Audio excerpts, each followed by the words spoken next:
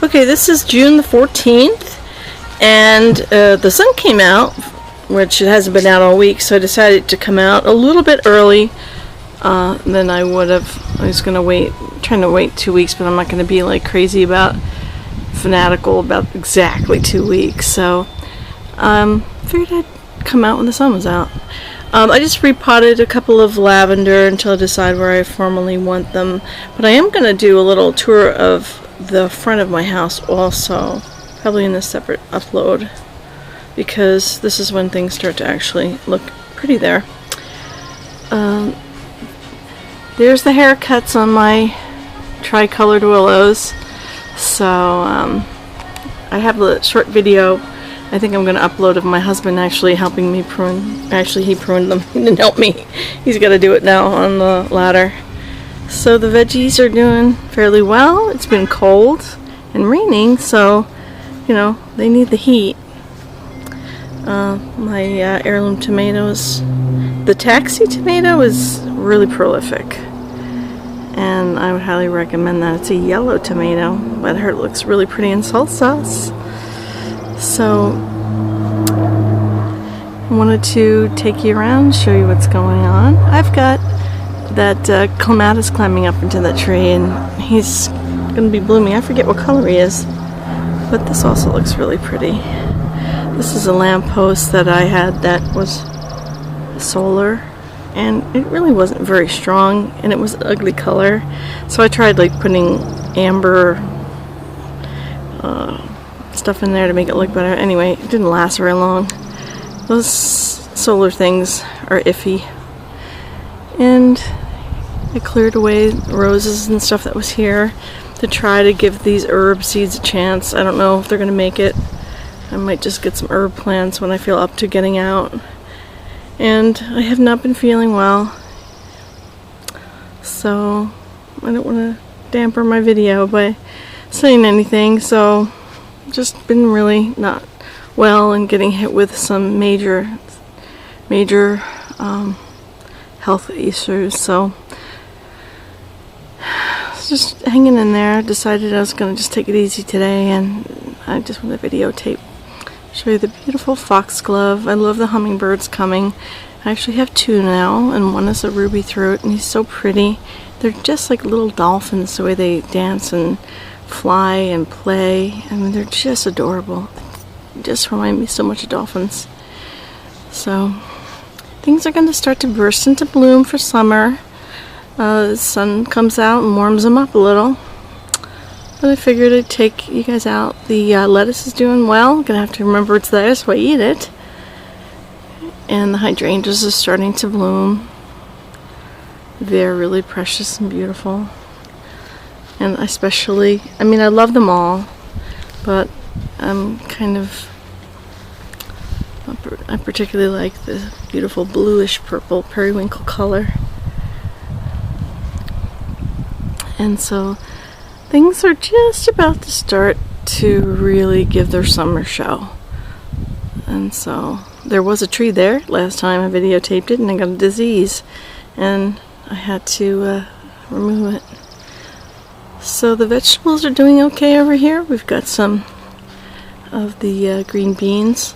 Yeah, the slugs are getting at them and the cold and such, but we'll try and do better each time. I hear the hummers. Okay, this is a really pretty Asiatic, I believe, lily. It's called Lollipop. It's pink on the edges and creamy white inside. It's just adorable, charming. No fragrance, but really pretty. And the hit of the show has been my arbor here. So my husband actually put fishing line across the top for me to lattice it so I could get it to grab on, because sometimes we get some serious wind and I could not get it to go over because it just kept getting damaged. So the Walla Wallas are doing great. I'm going to start pulling in between and get some green onions and make a salad with my lettuce I keep forgetting about. And the sunflowers are doing well. Blueberries, not bad. They're doing well. I think they're happy I finally put peat moss to get them some acidic soil. so they'd be happy. And the roses I relocated here are doing well too. I mean, they like the warmth of the shed, and they're out of the way, and I'm able to use a little tiny like rake to try to keep the quack grass to a minimum. Anyway, I don't know if I had actually decided to change this bed the last time I videotaped. So there's the big strawberries pot, but here's my ooh, I thought it was a frog, just jumped at my feet. This is the Brazzleberry thornless blackberry, raspberry. Around in the Pacific Northwest, blackberries, marionberries grow wild everywhere, but they have thorns, and so they're just a bear. Anyway, I cleared out most of the plants in this area, put the little compost bucket behind it, so it's going to enrich the soil even more and let it kind of go to town in this whole area. So it'll be somewhat contained, and it's kind of my way of allowing it to get big and productive, and I love berries, so. And then we have a Shasta daisy that I just finally succumbed to allowing it to be. They are really tough as nails, so if you're looking for a tough plant that slugs don't eat. Oh, I hear the birds coming around. Anyway, I love the foxgloves. I'm loving the area here that I kind of made a rose garden, and I used strawberry plants as a ground cover, so couldn't get rid of them. Just decided, what can I do with them that would be interesting? And so here we are, creative. And this little kitty cat's been sleeping here for so long. See? And I don't remember the name of that plant, but I didn't realize it was a perennial when I put it there. And there's some Russian sage. Russian sage is another really, really hardy plant. Slugs don't like, and does very, very well. You'll see it used in landscapes a lot. It'll get a purple flower at the end.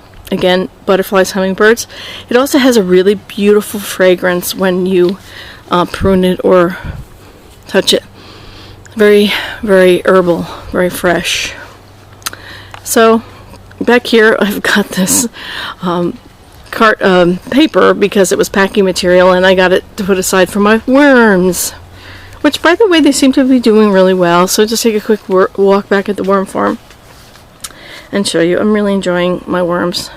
They're making worm juice for me, or compost, worm compost, whatever. And this climbing hydrangea is really happy there. So it's just like a nice little shady nook, kind of like a place I wish I had a fountain, but I can't run the wire of electricity this far back easily. So. I do have one in the front of my house, which I'm going to end this video here with the backyard and go around and do one in the front. And so I hope you enjoy taking this tour with me every couple of weeks and documenting the garden. It's something I'm sure I'm going to treasure for many, many years to come. And appreciate having you join me. Bye-bye.